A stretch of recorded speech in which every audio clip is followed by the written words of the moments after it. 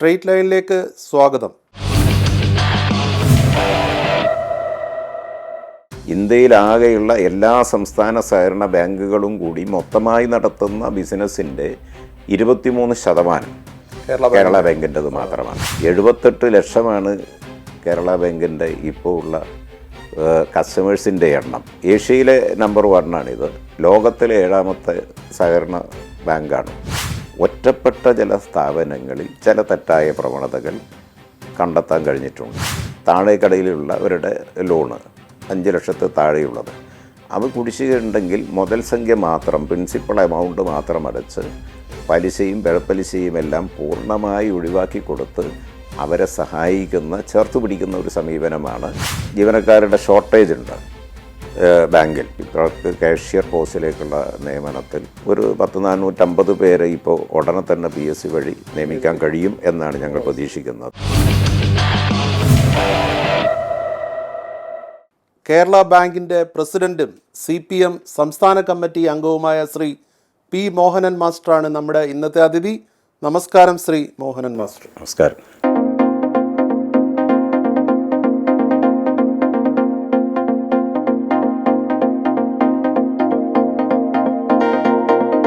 ആദ്യമേ തന്നെ കേരള ബാങ്കിൻ്റെ പ്രസിഡന്റായി തിരഞ്ഞെടുക്കപ്പെട്ടതിൽ കേരള കൗമുദിയുടെ അഭിനന്ദനങ്ങൾ.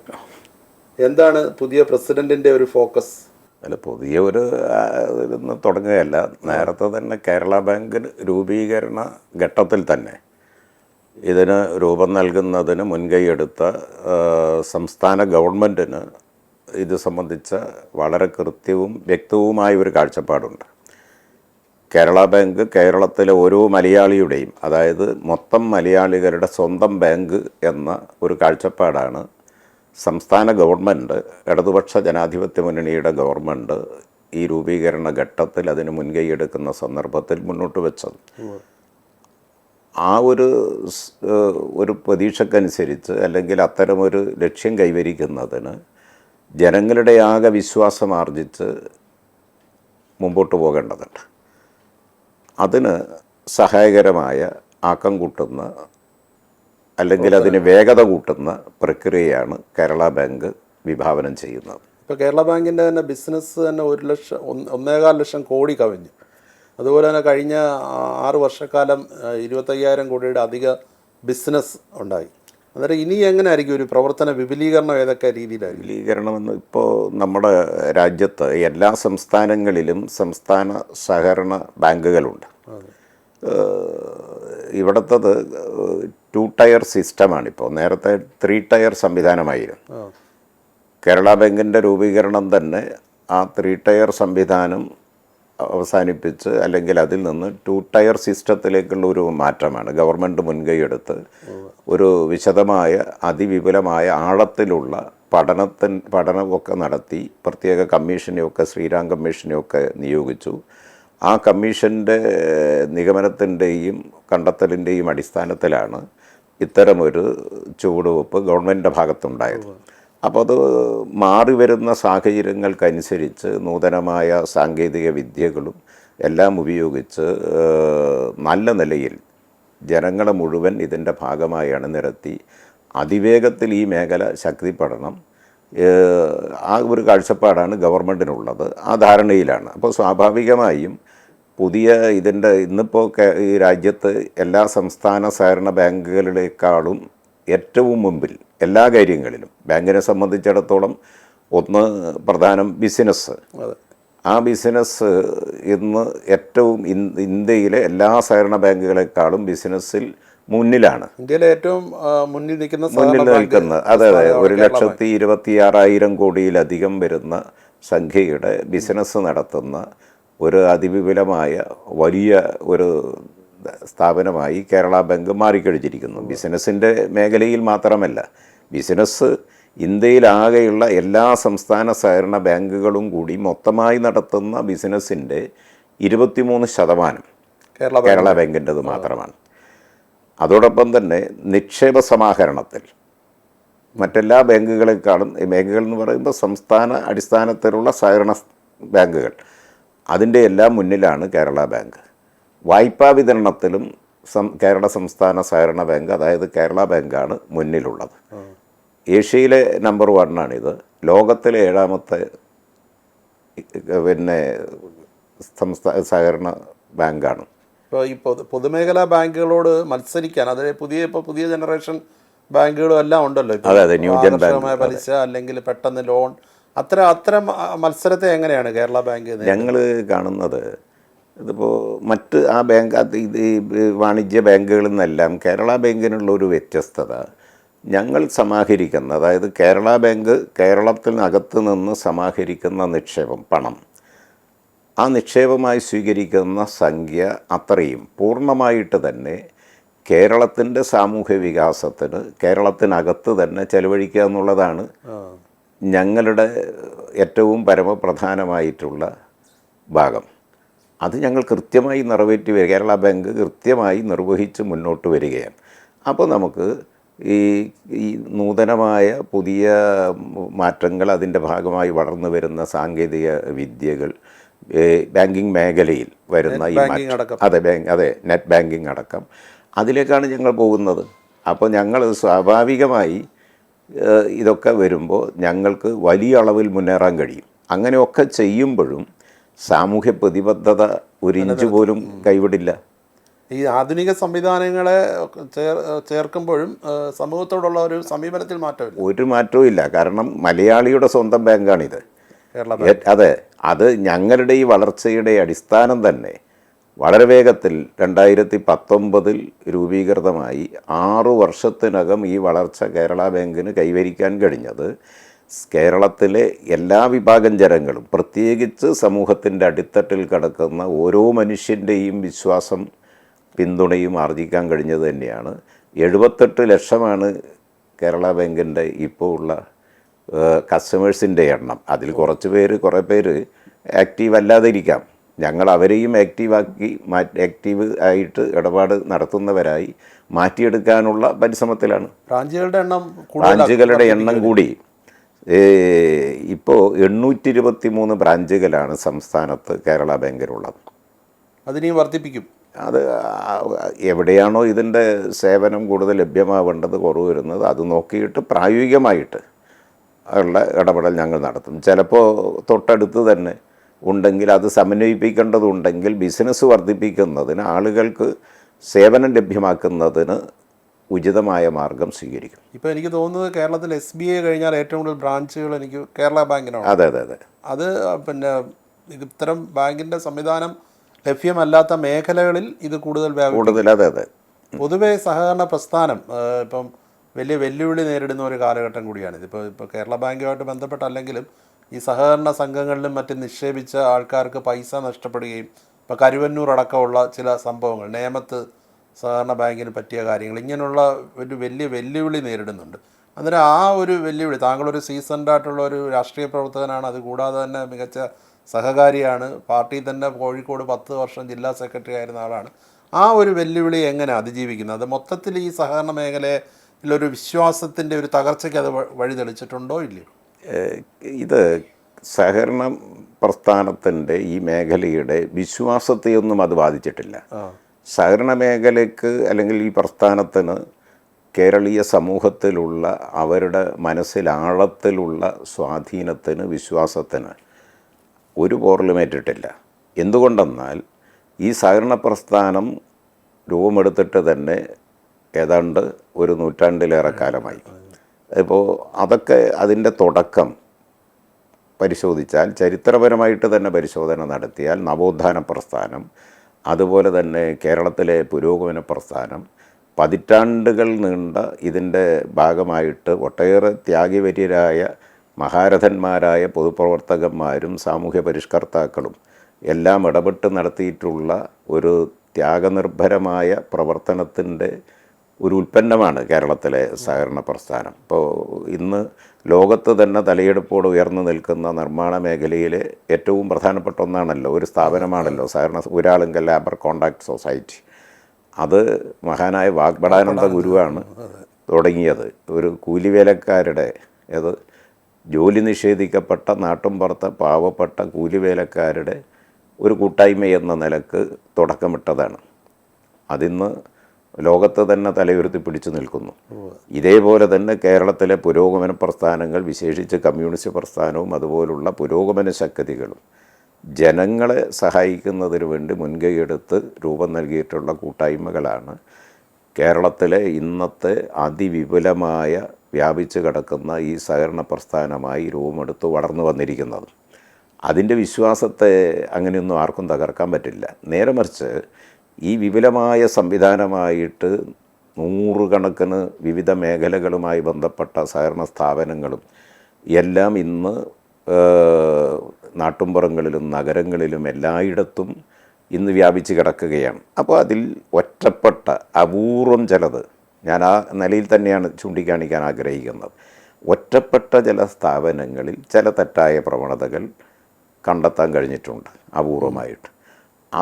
അതായിട്ട് തന്നെ പ്രത്യേകമായി കണ്ട് ആ തെറ്റായ പ്രവണതകൾക്കെതിരായിട്ടുള്ള വിട്ടുവീഴ്ചയില്ലാത്ത നിലപാടുകളും അത് തിരുത്തിക്കുന്നതിനും സ്ഥാപനം തകർന്നു പോകാതെ സംരക്ഷിച്ച് ജനങ്ങളുടെ വിശ്വാസത്തിന് കോട്ടം വരാതെ അതിനെ ജനങ്ങളുടെ പ്രതീക്ഷയ്ക്കനുസരിച്ച് തിരുത്തിയെടുത്ത് ശക്തിപ്പെടുത്താനാണ് ഇടപെടേണ്ടത്. അല്ല, അത്ര അവിടെയൊക്കെയുള്ള നിക്ഷേപകരുടെ മുഴുവൻ തുകയും തിരിച്ചു കൊടുക്കുന്ന കാര്യത്തിൽ പൂർണ്ണമായിട്ട് അത് കഴിഞ്ഞിട്ടില്ലല്ലോ. അല്ല, ഇത് പലതും കഴിഞ്ഞു. ഇപ്പം നിങ്ങൾ ചൂണ്ടിക്കാണിച്ച കരുവന്നൂർ തന്നെ, അത് വലിയ കോലാഹലങ്ങൾ മാധ്യമങ്ങളിലൊക്കെ അത് ചിലപ്പോൾ അതിൻ്റെ ചുമതലക്കാരായിട്ട് ഉള്ള ആളുകൾ ചിലപ്പോൾ അത് ഈ മാധ്യമങ്ങൾക്ക് ഈ വിമർശകരായ ചില മാധ്യമങ്ങൾക്ക് ക്രിയാത്മകമായ വിമർശനങ്ങൾ സ്വാഭാവികമായും സ്വാഗതം ചെയ്യേണ്ടതാണ്, അത് പ്രോത്സാഹിപ്പിക്കേണ്ടതാണ്.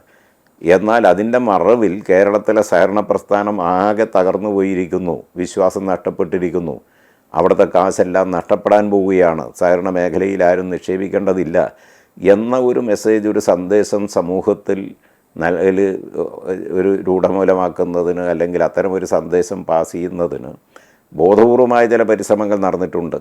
പക്ഷേ അത് മാത്രമല്ല, ഞാൻ അവസാനിപ്പിക്കാം. അതായത് എന്നിട്ട് പോലും അത് വളരെ വേഗത്തിൽ ജനങ്ങളുടെ വിശ്വാസം ആർജിച്ച് പഴയ നിലയിലേക്ക് കരുവന്നൂരടക്കം വരുന്നു എന്നുള്ളത് ആശ്വാസകരമായ കാര്യമാണല്ലോ. തീർച്ചയായിട്ടും അതിൽ കേരളത്തിലെ ഇടതുപക്ഷ ജനാധിപത്യ മുന്നണി ഗവൺമെൻറ്, പ്രത്യേകിച്ച് സംസ്ഥാന സഹകരണ വകുപ്പൊക്കെ നടത്തിയിട്ടുള്ള ക്രിയാത്മകമായൊരു ഇടപെടലുണ്ട്. ജാഗ്രതക്കുറവുണ്ടാകും. അതുകൊണ്ടാണ് ഞാൻ പറഞ്ഞത്, അത്തരം പ്രവണതകൾ എവിടെയെങ്കിലും ദൃശ്യമായാൽ അതിനെ അതായി കണ്ടുകൊണ്ട് കർശന നിലപാട്, തെറ്റുകളോട് വിട്ടുവീഴ്ച ചെയ്യാത്ത നിലപാട്, കണിശമായ സമീപനം. കോഴിക്കോടും അതുപോലെ ബ്രഹ്മഗിരി അവിടെയൊക്കെ ചില ബാങ്കുകളുമായി ബന്ധപ്പെട്ടൊക്കെയുള്ള ചില വിവാദങ്ങൾ ഉയർന്നു വന്നിട്ടുണ്ട്. പൈസ അതെ ബ്രഹ്മഗിരി അങ്ങനെ ഒന്നുമില്ല. അത് പത്രങ്ങളിലൊക്കെ ചില വാർത്തകൾ കാണാനിടയായി. അത് എവിടെയാണോ ഏതെങ്കിലും തരത്തിൽ ഈ നിലയിൽ ഇടപെടേണ്ടതുണ്ട്. ഇതൊക്കെ ഒറ്റപ്പെട്ട കേസുകളാണ്.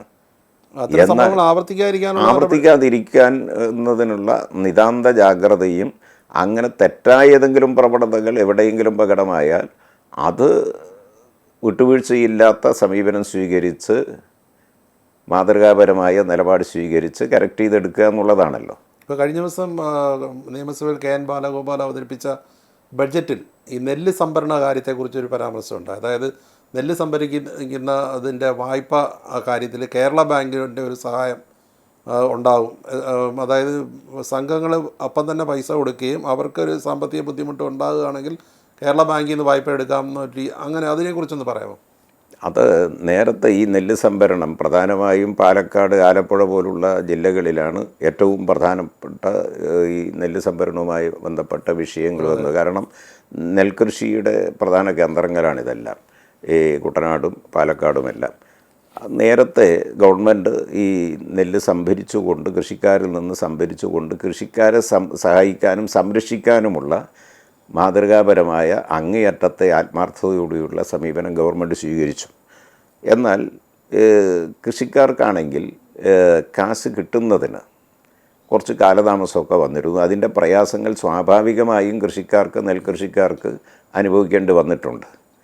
അതുകൂടി പരിഗണിച്ചുകൊണ്ട് ഗവൺമെൻറ് പുതിയ സമീപനം സ്വീകരിച്ചിരിക്കുന്നു. അതാണിപ്പോൾ ബഡ്ജറ്റ്, ഇടതുപക്ഷ ഗവൺമെൻറ്റിൻ്റെ ഇപ്പോഴത്തെ ഇന്നലെ അവതരിപ്പിച്ച ബഡ്ജറ്റിനകത്ത് മറ്റെല്ലാ കാര്യങ്ങളെപ്പോലെ തന്നെ ഈ മേഖലയെയും ചേർത്ത് പിടിച്ച് കൃഷിക്കാരെയും കാർഷിക മേഖലയെയും പ്രത്യേകിച്ച് നെൽകൃഷിക്കാരെ അടക്കം ചേർത്ത് പിടിച്ചുകൊണ്ട് നടത്തിയിട്ടുള്ള ഒരു സമീപനമാണ്, ഒരിടപെടലാണ്.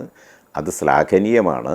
അതനുസരിച്ചാണെങ്കിൽ ഇപ്പോൾ കൃഷിക്കാർക്ക്, നെൽകൃഷിക്കാർക്ക് അവർ നെല്ല് സംഭരിക്കുമ്പോൾ സൊസൈറ്റികൾ, പ്രാഥമിക സംഘങ്ങൾ വഴി സംഭരിക്കുമ്പോൾ അപ്പോൾ തന്നെ കാശ് കൊടുക്കാനുള്ളതാണ്. ന്യായമായ വില നിശ്ചയിക്കുന്നു, അപ്പോൾ തന്നെ കാശ് കൃഷിക്കാർക്ക് നൽകുന്നതിനുള്ള ആണ്. അത് സംഘങ്ങൾ ശേഖരിക്കുമ്പോൾ സംഘങ്ങൾക്ക് അതിന് ശേഷിയില്ലെങ്കിൽ, അല്ലെങ്കിൽ സാമ്പത്തികമായ ഏതെങ്കിലും അത്യാവശ്യം വരികയാണെങ്കിൽ, അവരെടുത്ത് ആവശ്യത്തിന് കാശ് തക്ക സമയത്തില്ലെങ്കിൽ സ്വാഭാവികമായും അവർക്ക് കേരള ബാങ്ക് വായ്പ കൊടുക്കുന്നു. ഈ കാര്യത്തിൽ അതിന് കേരള ബാങ്ക് സന്നദ്ധമാണ്. അത് തുറന്ന മനസ്സാണ്. അതാണ് ഞാൻ പറഞ്ഞത്, സാമൂഹ്യ പ്രതിബദ്ധത. അതെ, സാമൂഹ്യ പ്രതിബദ്ധത. ഞങ്ങൾ ഈ കേരളത്തിൻ്റെ സാമ്പത്തിക ഘടനയിൽ, സാമൂഹ്യ വികാസത്തിൽ ജനപക്ഷ നിലപാട് സ്വീകരിച്ചുകൊണ്ട്, അത് ഏത് വിഭാഗമെന്നല്ല, എല്ലാ വിഭാഗം ജനങ്ങളെയും ചേർത്ത് പിടിച്ച് മുന്നോട്ട് പോകുന്ന പുതിയ ഒരു നവകേരളത്തിലേക്ക്, കേരളത്തെ ആനയിക്കുന്നതിനുള്ള, സമൂഹത്തെ ആനയിക്കുന്നതിനുള്ള ഇച്ഛാശക്തിയോടുകൂടിയുള്ള അങ്ങേയറ്റത്തെ എതിരാളികൾക്ക്, ഞാൻ ഉപയോഗിക്കുന്ന വാക്കതാണ്, എതിരാളികൾക്ക് അല്ലെങ്കിൽ വിമർശകന്മാർക്ക് ഊഹിക്കാൻ കഴിയാത്ത ആത്മാർത്ഥതയോടും സത്യസന്ധതയോടും കൂടി കേരളത്തിലെ ഇടതുപക്ഷ ജനാധിപത്യ മുന്നണി ഗവൺമെൻറ് നിലപാട് സ്വീകരിക്കുകയാണ്. അതിൻ്റെ കൂടെയാണ് ഞങ്ങൾ. ഈ കാർഷിക മേഖലയുമായിട്ടും ബന്ധപ്പെട്ട് കേരള ബാങ്ക് പ്രവർത്തിക്കുന്നു. ഉണ്ട്. കാർഷിക, ഞങ്ങൾ നൽകുന്ന വായ്പയിലെ ഏറ്റവും പ്രധാനപ്പെട്ട ഭാഗം കാർഷിക മേഖലയിൽ തന്നെയാണ്. മൊത്തം വായ്പയുടെ 28% കാർഷിക മേഖലയിലാണ്. തിരിച്ചടവ് അതിൻ്റെ വ്യവസ്ഥ അനുസരിച്ച്, ഓരോ ലോണിൻ്റെയും പ്രത്യേകത അനുസരിച്ച് അതിൻ്റെ ഇത് ഹ്രസ്വകാല വായ്പകളുണ്ടാവാം, ദീർഘകാല വായ്പകളുണ്ടാവാം. അതിനനുസരിച്ചാണ് ചെയ്യുന്നത്. ഞങ്ങളിപ്പോൾ ക്ഷീരമേഖലയിലടക്കം, കാർഷിക മേഖലയിൽ പ്രധാനപ്പെട്ടതാണ് ക്ഷീരകർഷകർ. അവർക്ക് ക്ഷീരമിത്ര എന്ന പേരിൽ പ്രത്യേക ആവുന്നു. അതുപോലുള്ള വ്യത്യസ്തങ്ങളായ മേഖലകളിൽ ഓരോ ഉൽപ്പന്നത്തെയും ആധാരമാക്കി, അതുപോലെ അത് ഓരോന്നിൻ്റെയും വൈവിധ്യവൽക്കരണത്തെ ആ നിലയിലെല്ലാം സംരംഭങ്ങൾ അതെല്ലാം വെച്ചിട്ട് ഞങ്ങളിപ്പോൾ ഒരു 50-ലധികം വരുന്ന വായ്പാ പദ്ധതികൾ ഞങ്ങൾ ആവിഷ്കരിച്ച് നടപ്പിലാക്കി വരുന്നുണ്ട്. പലിശ നിരക്കൊക്കെ ഓരോ വ്യത്യസ്തമായ ഓരോന്നിനും അത് വ്യത്യാസം ഉണ്ടാകും പല മേഖലകളിലുള്ള ആൾക്കാർക്ക്. അതെ, അത് ഉണ്ട്. പ്രത്യേകിച്ച് ഈ സ്ത്രീകൾക്ക് 10-ലധികം വായ്പാ പദ്ധതികൾ സ്ത്രീകൾ സമൂഹത്തിലെ ഒരു പ്രബലമായ വിഭാഗമാണല്ലോ. അപ്പോൾ അതിനൊക്കെ ചെറുതും വലുതുമായ അവർക്ക് സംരംഭങ്ങൾ തുടങ്ങാനാണ്. അതെ, അത് തുടങ്ങാൻ. പിന്നെ പ്രവാസികൾക്ക് പ്രവാസി മിത്ര, അതുപോലെ MSME ഇതിനു വേണ്ടിയും ഉണ്ട്. എല്ലാ മേഖലകളെയും ഞങ്ങൾ ബന്ധപ്പെട്ടുകൊണ്ട്, അതാണ് ഞാൻ നേരത്തെ പറഞ്ഞത്, ഞങ്ങൾ ഇവിടുന്ന് മീൻസ് കേരളത്തിൽ നിന്ന് സമാഹരിക്കുന്ന സംഖ്യ എത്രയും, നിക്ഷേപമായി സമാഹരിക്കുന്ന സംഖ്യ എത്രയും കേരളത്തിനകത്ത് തന്നെ വ്യത്യസ്തങ്ങളായ ജനവിഭാഗങ്ങളുടെ ക്ഷേമത്തെയും അതുപോലെ തന്നെ ആ സമൂഹത്തിൻ്റെ, നമ്മുടെ നാടിൻ്റെ പൊതുവികാസത്തിനെയും ലക്ഷ്യം വെച്ച് ഗവൺമെൻറ്റുമായി ചേർന്നുകൊണ്ട് ഞങ്ങൾ മുമ്പോട്ട് പോകാനാണ് ആഗ്രഹിക്കുന്നത്. ഇപ്പോൾ സ്വർണ്ണപ്പണയ വായ്പയുടെ കാര്യത്തിലും ബാങ്ക് വളരെയധികം മുന്നോട്ട് പോയിട്ടുണ്ട്. ഇന്നിപ്പോൾ കേരളത്തിൽ സ്വർണ്ണപ്പണയ വായ്പയിൽ ഏറ്റവും മുന്നിൽ നിൽക്കുന്ന, വായ്പ ബാക്കി നിൽപ്പിൽ വിതരണത്തിൽ ഏറ്റവും മുന്നിൽ നിൽക്കുന്ന 5 ബാങ്കുകളിൽ ഒന്നാണ്. 4ാമതായിട്ട് ഞങ്ങളിപ്പോൾ മാറിയിട്ടുണ്ട്.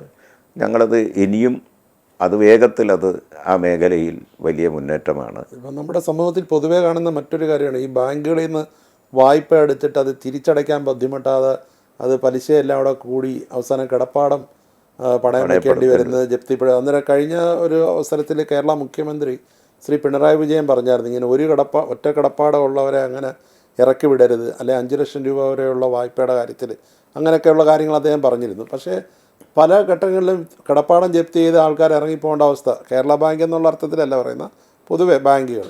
എന്താണ് കേരള ബാങ്കിൻ്റെ ഇത്തരം കാര്യങ്ങൾ? 5 ലക്ഷത്തിൽ താഴെയുള്ള വായ്പകൾ, 5 ലക്ഷത്തിൽ താഴെയുള്ള വായ്പകളിൽ ഞങ്ങളിപ്പോൾ ഗവൺമെൻറ് തന്നെ പ്രഖ്യാപിച്ചിട്ടുള്ള ഈ ഒറ്റത്തവണ തീർപ്പാക്കൽ പദ്ധതിയുണ്ട്. അത് ഇത്തരം തിരിച്ചടവിന് ബുദ്ധിമുട്ടുന്ന ആളുകളെ സഹായിക്കാനാണ്, അവരുടെ വായ്പ തിരിച്ചടക്കുന്നതിന് അവരെ സഹായിക്കുന്നതിനാണ്. പലിശയും പിഴപ്പലിശയും എല്ലാമായിട്ട് വരുന്ന ഭീമമായ സംഖ്യയിൽ നിന്ന് വലിയ ഇളവ് അവർക്ക് കിട്ടും. ഈ പീരീഡിൽ, ഈ ഒറ്റത്തവണ തീർപ്പാക്കൽ പദ്ധതിയുടെ ഇപ്പോൾ മാർച്ച് 31 വരെയുള്ള കാലയളവിൽ തിരിച്ചടക്കുന്നവർക്ക് വലിയ ഇളവാണ് ലഭ്യമാവുക. അങ്ങനെ വരുമ്പോൾ 5 ലക്ഷത്തിൽ താഴെയുള്ള സമൂഹത്തിൽ അടിത്തട്ടിൽ കിടക്കുന്ന ഒരു ചെറിയ താഴെ കടയിലുള്ളവരുടെ ലോണ് 5 ലക്ഷത്തിൽ താഴെയുള്ളത് അവ കുടിശ്ശിക ഉണ്ടെങ്കിൽ മുതൽ സംഖ്യ മാത്രം പ്രിൻസിപ്പൽ എമൗണ്ട് മാത്രം അടച്ച് പലിശയും പിഴപ്പലിശയും എല്ലാം പൂർണ്ണമായി ഒഴിവാക്കി കൊടുത്ത് അവരെ സഹായിക്കുന്ന ചേർത്ത് പിടിക്കുന്ന ഒരു സമീപനമാണ് ഗവൺമെൻറ്റിൻ്റെ പ്രത്യേകിച്ച് മുഖ്യമന്ത്രി ഈ പ്രഖ്യാപിച്ചിട്ടുള്ള ഈ കാര്യങ്ങളോട് ചേർന്ന് നിന്നുകൊണ്ട് അങ്ങനെ ഒരു ജപ്തി നടത്തി ഇറക്കി വിടുന്ന സമീപനം ഇല്ല. ജപ്തി നടത്തി ഇറക്കി വിടുന്നതെന്ന് പറയുമ്പോൾ ഈ ഗവൺമെൻറ് ഇപ്പോൾ പറഞ്ഞിട്ടുണ്ട് 5 സെൻറ്റ് താഴെയുള്ള ഈ പിന്നെ ഏകകടപ്പാട് വന്നല്ലോ. അപ്പോൾ അതിനൊക്കെ അനുസരിച്ചിട്ടാണ് ഞങ്ങൾ നിലപാട് സ്വീകരിക്കുന്നത്.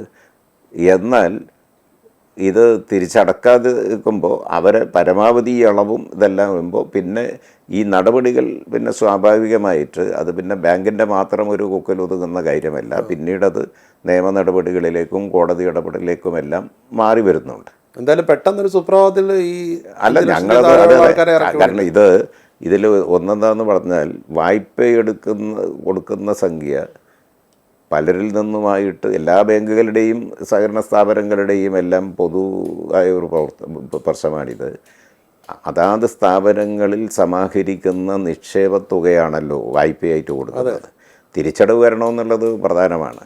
അതിന് പ്രോത്സാഹിപ്പിക്കുകയും പരമാവധി അതിനെ സഹായിക്കുകയും സഹായകരമായ നിലപാട് സ്വീകരിക്കുകയും ചെയ്യുക എന്നുള്ളതാണ് ബാങ്കുകൾക്ക് സ്വീകരിക്കാൻ കഴിയുക. അതിൻ്റെ ഭാഗമായിട്ട് ഈ ഒറ്റത്തവണ തീർപ്പാക്കൽ ഗവൺമെൻറ് അതിനനുസരിച്ച സമീപനമാണ് സ്വീകരിക്കുന്നത്. വലിയ അളവാണ് ആളുകൾക്ക് കിട്ടുന്നത്. അപ്പോൾ ഏതെങ്കിലും തരത്തിൽ കുറച്ച് പ്രയാസം സഹിച്ചാണെങ്കിലും പിന്നെ ഈ കുടിശ്ശികയായ ഈ കടങ്ങളൊക്കെ അഡ്ജസ്റ്റ് ചെയ്ത് അത് പിന്നെ തിരിച്ചടക്കുന്നതിന് ഏതെങ്കിലും തരത്തിൽ ഇടപെട്ട് മുൻകൈ എടുത്ത് നടപടി സ്വീകരിക്കുമ്പോൾ അവർക്ക് വലിയ ആശ്വാസമാണ്. അതൊക്കെ വലിയ തോതിൽ തിരിച്ചടവ് വരുന്നുണ്ട്. ബാങ്കിൻ്റെ ഈ നോൺ പെർഫോമിംഗ് അസറ്റ് അല്ലെങ്കിൽ കിട്ടാക്കടങ്ങൾ തിരിച്ചു പിടിക്കുന്നതിനുള്ള അതെ, അതിനാണല്ലോ കിട്ടാക്കടം മീൻസ് കാലപ്പഴക്കമുള്ള കടങ്ങളിലൊക്കെ ഞങ്ങളിങ്ങനെ ഇടപെടുന്നുണ്ട്. വലിയ ഇളവാണ്. ഇപ്പോൾ ചിലർക്ക് ലക്ഷക്കണക്കിന് രൂപയുടെ ഇളവ് വലിയ കാലപ്പഴക്കമുള്ള വലിയ ലോണുകളിലൊക്കെ ലക്ഷക്കണക്കിന് രൂപയുടെ ഇളവുകളാണ് ഇപ്പോൾ ഇതിൻ്റെ ഭാഗമായിട്ട് കിട്ടുന്നത്. വലിയ ആശ്വാസമാണ് ഗവൺമെൻറ്റിൻ്റെ ഈ സമീപനവും. ഈ നിക്ഷേപങ്ങൾ ആകർഷിക്കുക, ഇപ്പോൾ എല്ലാ ബാങ്കുകളുടെയും ഒരു പ്രധാന ലക്ഷ്യം നിക്ഷേപങ്ങൾ ആകർഷിക്കുക എന്നുള്ളതാണ്. അതിന് കേരള ബാങ്കിന് എന്തെങ്കിലും പ്രത്യേക രീതിയുണ്ടോ? അത് എങ്ങനെയാണ് കൂടുതൽ നിക്ഷേപങ്ങൾ? ഈ സഹകരണ നിയമത്തിനും അതുപോലെ തന്നെ ഇതിനൊക്കെ അകത്ത് വിധേയമായി നിന്നുകൊണ്ട് നിക്ഷേപങ്ങൾ സ്വീകരിക്കുക എന്നുള്ളതാണ് പ്രധാനമായും ചെയ്യുന്നത്. പിന്നെ ഞങ്ങളുടെ അംഗസംഘങ്ങൾ മെമ്പർമാരെന്ന് പറയുന്നത് പ്രാഥമിക വായ്പാ സംഘങ്ങളാണ്. 1679 പ്രാഥമിക വായ്പാ സംഘങ്ങൾ, പ്രാഥമിക ബാങ്കുകൾ, പ്രൈമറി ബാങ്കുകൾ, അതുപോലെ തന്നെ 56 അർബൻ ബാങ്കുകൾ. ഇതാണ് ഇതിൻ്റെ അംഗങ്ങളായിട്ടുള്ളത്. അവരുടെ വളർച്ചയും പുരോഗതിയും ഞങ്ങളെ സംബന്ധിച്ച് പരമപ്രധാനമാണ്. ഞങ്ങളിപ്പോൾ നടത്തിക്കൊണ്ടിരിക്കുന്ന പരിശ്രമം ഇപ്പോൾ എല്ലാ വർഷവും ലാഭത്തിലാണ് കേരള ബാങ്ക്, ലാഭത്തിലാണ്. എന്നാൽ നെറ്റ് പ്രോഫിറ്റിലേക്ക് ഞങ്ങൾ എത്തിയിട്ടില്ല. അതിപ്പോൾ ഉടനെ എത്തുമോ? അല്ല, അതിനുള്ള പരിശ്രമത്തിലാണ്. അത് എന്താണെന്ന് പറഞ്ഞാൽ ഈ ജില്ലാ ബാങ്കുകളും സംസ്ഥാന സഹകരണ ബാങ്കും കൂടി ലയിച്ചിട്ടാണല്ലോ കേരള ബാങ്ക് രൂപീകൃതമായത്. ഈ ജില്ലാ ബാങ്കുകൾ ലയിക്കുന്ന ഘട്ടത്തിൽ അപൂർവം ചില ജില്ലാ ബാങ്കുകളിൽ അതെ അല്ല അതുണ്ട്, അത് മറ്റൊരു കാര്യം. വലിയ തോതിലുള്ള കാലപ്പഴക്കമുള്ള കുടിശ്ശികയുണ്ടായിരുന്നു. അപ്പോൾ സ്വാഭാവികമായും അതെല്ലാം കേരള ബാങ്ക് രൂപീകൃതമാകുന്നതോടെ കേരള ബാങ്കിൻ്റെ ലോണായിട്ട് കാലപ്പഴക്കമുള്ള ലോണായിട്ട് മാറുന്നു. അപ്പോൾ ഞങ്ങളുടെ NPA ഇത് വലിയ തോതിൽ കൂടാനിടയാവുന്നു. അപ്പോൾ അത് കുറച്ച് കൊണ്ടുവരണം. അത് കുറഞ്ഞു വരുന്നുണ്ട്. ഞങ്ങളതിനാണ് ഇപ്പോൾ വലിയ ശ്രമകരമായി. ഇപ്പോൾ ജീവനക്കാർ 6000-ഓളം ജീവനക്കാരുണ്ട്. ജീവനക്കാരുടെ ഷോർട്ടേജ് ഉണ്ട് ബാങ്കിൽ. അത് PSC വഴിയാണ് ബാങ്കിലെ നിയമനം. അറ്റൻഡർ, പ്യൂണ്, എല്ലാം മേലോട്ട് clerk, assistant manager, office attendant, അതുപോലെ തന്നെ എല്ലാ പോസ്റ്റിലേക്കും പിന്നെ PSC വഴിയാണ്. അപ്പോൾ PSC വഴിയുള്ള നിയമനങ്ങൾ കുറച്ചിപ്പോൾ അസിസ്റ്റന്റ് മാനേജർമാരും ഓഫീസ് അറ്റൻഡന്റുമാരും എല്ലാം കുറേ ഇപ്പോൾ വന്ന് ജോയിൻ ചെയ്തിട്ടുണ്ട്. ക്ലർക്കുമാരുടെ നിയമനത്തിൽ, ക്ലർക്ക് കാഷ്യർ പോസ്റ്റിലേക്കുള്ള നിയമനത്തിൽ ഞങ്ങൾ പ്രതീക്ഷിക്കുന്നത് ഒരു 450 പേരെ ഇപ്പോൾ ഉടനെ തന്നെ PSC വഴി നിയമിക്കാൻ കഴിയും എന്നാണ് ഞങ്ങൾ പ്രതീക്ഷിക്കുന്നത്. ഏത് തസ്തിക? Assistant manager. അസിസ്റ്റന്റ് മാനേജർമാരിപ്പോൾ ഒരു 150ഓളം പേരിപ്പോൾ 150ഓളം ആളുകൾ ഇപ്പോൾ ജോയിൻ ചെയ്ത് കഴിഞ്ഞിട്ടുണ്ട്. പുതിയതായിട്ട് വരാൻ പോകും. പുതുതായിട്ട് ക്ലർക്ക് കാഷ്യർ, അതെ, ക്ലർക്ക് കാഷ്യർ ഒരേ തസ്തികയാണ്. അത് 400ഓളം പേര് ഇപ്പോൾ ഉടനെ അതിൻ്റെ പ്രക്രിയ പൂർത്തിയാക്കാനാകും എന്നാണ്. അതെ, BSc അല്ല, BSc. അതിന്റെ പരീക്ഷ കഴിഞ്ഞാണോ? അതൊക്കെ കഴിഞ്ഞു, പരീക്ഷയൊക്കെ കഴിഞ്ഞു. അതെ, അതിന്റെ ചെറിയ ചില കോടതി നടപടികളും സ്വാഭാവികമാണല്ലോ. പുതിയ ജീവനക്കാർ വരുമ്പോൾ ഈ നോൺ പെർഫോമിംഗ് അസറ്റ് ആയിട്ടുള്ളതൊക്കെ തിരിച്ചു പിടിക്കാൻ അതിനിപ്പോൾ ചില ഘട്ടങ്ങളിൽ ടെമ്പററി ആയിട്ട് ഈ ഷോർട്ടേജ് വരുമ്പോൾ എംപ്ലോയ്മെൻറ്റ് വഴിയൊക്കെ പിന്നെ എംപ്ലോയ്മെൻറ്റ് വഴിയൊക്കെ ഇവർ 6 മാസത്തേക്കൊക്കെ നിശ്ചയിച്ച് അതും പോകുന്നുണ്ട്. ഇപ്പോൾ 2026-27 സാമ്പത്തിക വർഷത്തിൽ നെറ്റ് പ്രോഫിറ്റ് അതിനുള്ള ശ്രമത്തിലാണ് ഞങ്ങൾ. കാരണം ഡിവിഡൻഡ് കൊടുക്കാൻ കഴിയണം. നെറ്റ് പ്രോഫിറ്റ് അതെ അല്ല, RBI റിസർവ് ബാങ്കിൻ്റെ കർശനമായ നിബന്ധനകളും റിസർവ് ബാങ്കിൻ്റെ ലൈസൻസിലൊക്കെ പ്രവർത്തിക്കുന്നതാണല്ലോ. അപ്പോൾ സ്വാഭാവികമായി റിസർവ് ബാങ്കിൻ്റെ മാനദണ്ഡങ്ങളുണ്ട്, ഇതിൻ്റെ റെഗുലേറ്ററി അതോറിറ്റിയും ഉണ്ട്. അവരുടെയെല്ലാം ഈ മാനദണ്ഡങ്ങൾ കർശനമായി പാലിക്കേണ്ടതുണ്ട്. ഇപ്പോൾ ഈ NBA നല്ല നിലയിൽ ഒരു 5% കുറച്ച് കൊണ്ടുവരാൻ കഴിയണം. എന്നാലേ ഇത് ഡിവിഡൻഡ് കൊടുക്കാൻ കഴിയൂ എന്നുള്ളതാണ്. മാർച്ച് കഴിയുമ്പോൾ ഒരുപക്ഷെ ഡിവിഡൻഡ് കൊടുക്കാൻ കഴിഞ്ഞല്ല, ഞങ്ങൾ ആഗ്രഹിക്കുന്നത് അതാണ്. അതിനുള്ള ശ്രമത്തിലാണ്. ഈ മലപ്പുറത്തെ കാര്യം എന്തായി? മലപ്പുറത്തത് ഇപ്പോൾ 2019 കേരള ബാങ്ക് രൂപീകൃതമാകുന്നത്. 14 ജില്ലാ ബാങ്കുകളും സംസ്ഥാന സഹകരണ ബാങ്കും കൂടി ലയിച്ച് കേരള ബാങ്ക് രൂപമെടുക്കുക എന്നതാണ് സംസ്ഥാന ഗവൺമെൻറ് ആവശ്യം. അതിനുള്ള നടപടികളാണ് മുന്നോട്ട് പോയത്.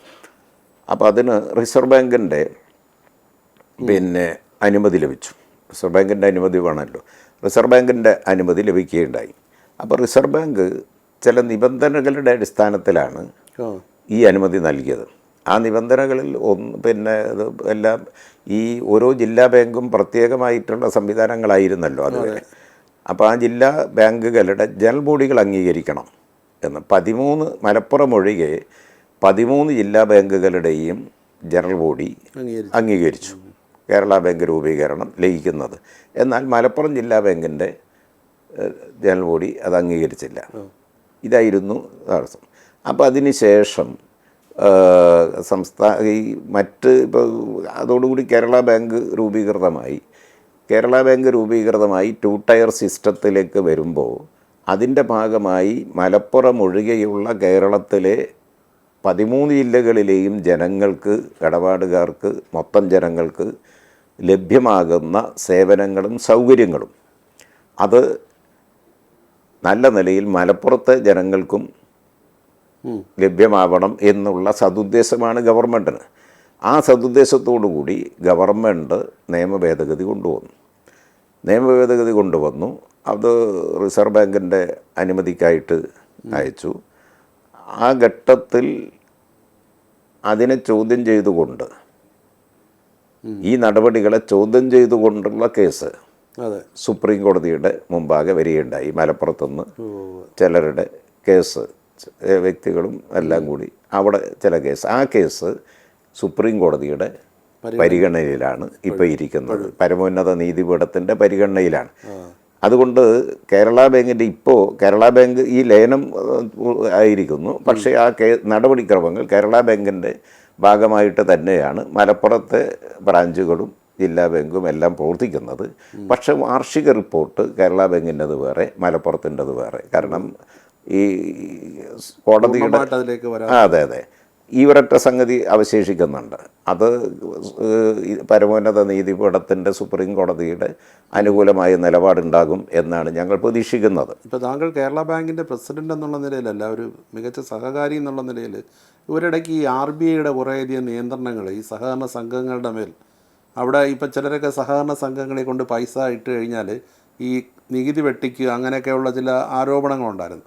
അന്നേരം ഈ RBI സഹകരണ സംഘങ്ങളെ ഞെരുക്കാൻ നോക്കുന്നു, അങ്ങനെയൊക്കെയുള്ളൊരു വലിയ പ്രശ്നം. അത് വരുന്നത് എങ്ങനെയാണെന്ന് പറഞ്ഞാൽ, ഈ പുതിയ സാഹചര്യത്തിൽ ഈ ഭരണഘടനാ വ്യവസ്ഥയനുസരിച്ച് സഹകരണം എന്നത് പൂർണ്ണമായി സംസ്ഥാനങ്ങൾ കൈകാര്യം ചെയ്ത വിഷയമായിരുന്നു. അതെ, അതിൽ കേന്ദ്രം കണ്ണുവെച്ച്. അതെ, അപ്പോൾ പ്രത്യേകിച്ച് ഇതിനൊക്കെ ചില അടിസ്ഥാന കാരണങ്ങളുണ്ടെന്നുള്ള അഭിപ്രായക്കാരനാണ് ഞാൻ. ഈ രാജ്യത്താകെയുള്ള സഹകരണ സ്ഥാപനങ്ങൾ മൊത്തം ഇന്ത്യയിലാകെയുള്ള 10,000-കണക്കായ സഹകരണ സ്ഥാപനങ്ങളുണ്ട്, ചെറുതും വലുതുമായത്. അതിലെല്ലാമുള്ള നിക്ഷേപത്തിൻ്റെ മൊത്തം നിക്ഷേപത്തിൻ്റെ 70% കേരളത്തിലെ സഹകരണ സ്ഥാപനങ്ങളിലാണ്. കേരള ബാങ്ക് ഉൾപ്പെടെ ചെറുതും വലുതുമായ 100-കണക്കായ സഹകരണ സ്ഥാപനങ്ങളിലാണ് കോടാനുകോടി രൂപയുടെ നിക്ഷേപം. രാജ്യത്താകെയുള്ള മൊത്തം സഹകരണ സ്ഥാപനങ്ങളിലെ നിക്ഷേപത്തിൻ്റെ 70%. സ്വാഭാവികമായി ഇന്ത്യയിലിപ്പോൾ പുതിയ ഒരു സാഹചര്യത്തിൽ ഇത് ഈ സഹകരണ പൂർണ്ണമായി ഭരണഘടനാ വ്യവസ്ഥയനുസരിച്ച് സംസ്ഥാനങ്ങൾ കൈകാര്യം ചെയ്യുന്ന വിഷയമായിരുന്നു. എന്നാൽ അടിയന്തരാവസ്ഥക്കാലത്ത് ശ്രീമതി ഇന്ദിരാഗാന്ധിയുടെ കാലത്ത് പാർലമെൻറ്റ് പാസ്സാക്കിയ ഒരു നിയമത്തിൻ്റെ ഭാഗമായിട്ടാണ് ഈ ഇപ്പോൾ അതിന് ചുവട് പിടിച്ച് കേന്ദ്ര ഗവൺമെൻറ് ഒന്നുകൂടി ഈ പിടിമുറുക്കുന്നു. അത് ഞാൻ കരുതുന്നത് സ്വാഭാവികമായി രാജ്യത്തെ കോർപ്പറേറ്റുകൾക്ക് കൂടുതൽ സ്വാധീനം ഇന്നത്തെ കേന്ദ്ര ഗവൺമെൻറ് ചെലുത്താൻ കഴിയുന്നുണ്ട്. അതെല്ലാവർക്കും അറിയാവുന്ന ഒരു കാര്യമാണ്. അതിലൊരു അഭിപ്രായ വ്യത്യാസം ആർക്കെങ്കിലും ഉണ്ടാകും എന്ന് തോന്നുന്നില്ല. കോർപ്പറേറ്റുകൾക്കാണെങ്കിൽ രാജ്യത്താകെയുള്ള സഹകരണ സ്ഥാപനങ്ങളിലെ നിക്ഷേപത്തിൻ്റെ 70% കേരളത്തിലാകുമ്പോൾ ആ വലിയ ബൾക്കായ നിക്ഷേപത്തിൻ്റെ മേലെ കോർപ്പറേറ്റുകൾക്ക് കണ്ണുണ്ടാവുക സ്വാഭാവികമാണ്. ആ കോർപ്പറേറ്റ് താല്പര്യം ഇതിൻ്റെ പിന്നിലുണ്ടാകും എന്ന് ന്യായമായും സംശയിക്കുകയല്ല, കാണേണ്ടത് തന്നെ ഉണ്ടെന്നാണ്. പക്ഷേ ആദ്യമുണ്ടായ ആ ഒരു അല്ല, അതിൻ്റെ ഭാഗമായിട്ട് ഇല്ല, ഞാൻ തീർന്നില്ല. ഇപ്പോൾ ചില അതിനനുസൃതമായ കോർപ്പറേറ്റുകൾക്ക് ഇടപെടാൻ പറ്റുന്ന അല്ലെങ്കിൽ ഇതുപോലുള്ള നല്ല നിലയിൽ പ്രവർത്തിക്കുന്ന സംസ്ഥാനങ്ങളിലെ സഹകരണ മേഖലയെ ദുർബലപ്പെടുത്താൻ സഹായിക്കുന്ന ചില നിയമനിർമ്മാണങ്ങൾ കേന്ദ്രത്തിൻ്റെ ഭാഗത്തുനിന്ന് വരുന്നു, ആശാസ്യമല്ലാത്ത. അതുപോലെ തന്നെ ചില തെറ്റായ നിലയിലുള്ള നയരൂപീകരണവും അവിടെ നിന്നുണ്ടാകുന്നു. അത് ഈ കോർപ്പറേറ്റ് താല്പര്യത്തിന് അനുകൂലമായിട്ടാണെന്ന് വേണം കരുതാൻ. ഇപ്പോൾ ഈ മൾട്ടി സ്റ്റേറ്റ് കോപ്പറേറ്റീവ് സംഘങ്ങൾ, അതിൽ ചിലതെല്ലാം വലിയ പലിശ ആദ്യഘട്ടത്തിൽ കൊടുക്കുന്നു നിക്ഷേപങ്ങൾക്ക്, മൾട്ടി സ്റ്റേറ്റ്. ചിലതെല്ലാം ദുർബലപ്പെട്ടു പോയത് ഇത് വേഗം തന്നെ പൂട്ടിപ്പോകുന്നതും നമ്മൾ കാണുന്നുണ്ട്. ചിലതല്ല, എല്ലാം എന്നല്ല, ചിലതല്ല. ഇങ്ങനെയൊക്കെയുള്ള ചില പ്രവണതകളുണ്ട്. അപ്പോൾ നമുക്ക് ഇവിടെ എന്താന്ന് പറഞ്ഞാൽ 110 കൊല്ലത്തെ നല്ല ചരിത്ര പാരമ്പര്യം കേരളത്തിലെ സഹകരണ പ്രസ്ഥാനത്തിനുണ്ട്. കേരളത്തിലെ ഏതെങ്കിലും ഒരു കുടുംബം, എല്ലാ കുടുംബങ്ങളും ഒരു തരത്തിലല്ലെങ്കിൽ മറ്റൊരു തരത്തിൽ കേരളത്തിലെ സഹകരണ സ്ഥാപനങ്ങളുമായി ബന്ധപ്പെട്ടാണ് നിൽക്കുന്നത്.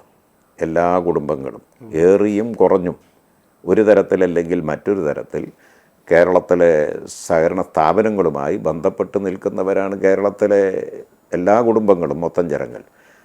അങ്ങനെ വരുമ്പോൾ അതിനെ സംരക്ഷിച്ച് നിർത്താൻ കേരളത്തിലെ സാമൂഹ്യ ജീവിതത്തിൻ്റെ ആശ്രയവും അത്താണിയുമായി നിൽക്കുന്ന കേരളത്തിലെ സാമ്പത്തിക ഘടനയിലെ നിർണായകമായ ഘടകമാണ് സഹകരണ പ്രസ്ഥാനം, സ്ഥാപനങ്ങൾ. അതിനെ സംരക്ഷിക്കുന്നതിന് മറ്റഭിപ്രായ വ്യത്യാസങ്ങളും മറ്റതെല്ലാം മാറ്റിവെച്ചിട്ട് ഏകമനസ്സാലെ എല്ലാവരും ഒരുമിക്കേണ്ട സാഹചര്യമാണ്. ഇപ്പം കേരള ബാങ്കിൽ ഒരാൾ എന്തുകൊണ്ട് നിക്ഷേപിക്കണം എന്ന് ചോദിച്ചാൽ എന്താണ് മറുപടി? അവർക്ക് ആ നിക്ഷേപത്തിന് പൂർണ്ണമായ സംരക്ഷണമുണ്ട്, ന്യായമായ പലിശയുണ്ട്. ഒരിക്കലും അത് അല്ല. മാത്രമല്ല, അങ്ങനെ നിക്ഷേപിക്കുന്ന ഓരോ ചില്ലിക്കാശും അവർക്ക് അർഹതപ്പെട്ട പലിശയോട് കൂടിയിട്ട് അവരാഗ്രഹിക്കുന്ന സമയത്ത്, ആവശ്യപ്പെടുന്ന സമയത്ത് തിരിച്ചു നൽകും എന്നുള്ളത് മാത്രമല്ല, അവർ നിക്ഷേപിക്കുന്ന ഓരോ സംഖ്യയും കേരളത്തിൻ്റെ സാമൂഹ്യ വികാസ പ്രക്രിയക്ക് വേണ്ടി വിനിയോഗിക്കുകയാണ്. നിങ്ങളിപ്പോൾ പറഞ്ഞില്ലേ, പങ്കാളിയാവുന്നു. ഇപ്പോൾ ഈ കുട്ടനാട്ടിലും പാലക്കാട്ടും ഒക്കെയുള്ള നെൽകൃഷിക്കാർക്ക് അവരിത്രമാത്രം വേവലാതിയാണ് അനുഭവിച്ചുകൊണ്ടിരുന്നത്, വേവലാതിപ്പെടുകയല്ലേ. അത് യഥാസമയത്ത് കാശ് കിട്ടാതെ പ്രയാസപ്പെടുന്നു.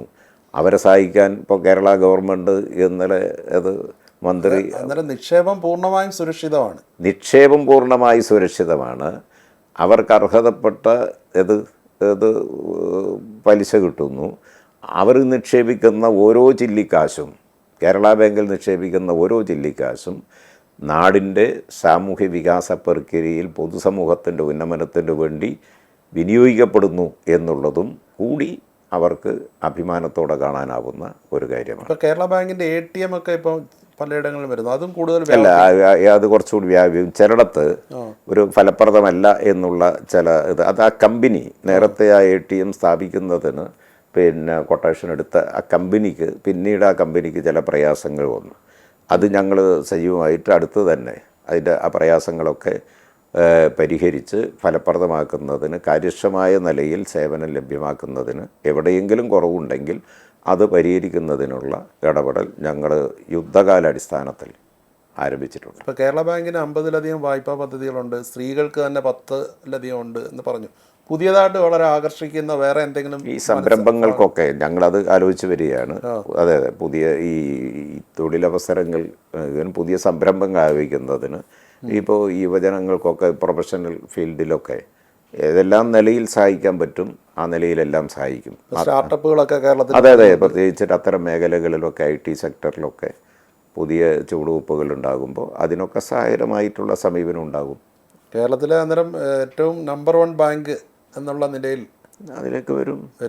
അതാണ് ഞങ്ങൾ ലക്ഷ്യമിടുന്നത്. കേരളത്തിൽ ഓരോ മലയാളിയുടെയും സ്വന്തം ബാങ്ക്, കേരളത്തിൻ്റെ മലയാളികളുടെ സ്വന്തം ബാങ്ക്, യൂണിവേഴ്സൽ ബാങ്ക് എന്നുള്ള നിലയിലേക്ക് അങ്ങോട്ട് ബാങ്ക് എന്നുള്ളതാണ് ലക്ഷ്യം. അതിലേക്ക് എത്തിച്ചേരട്ടെ. എല്ലാ ആശംസകളും. ഓക്കെ.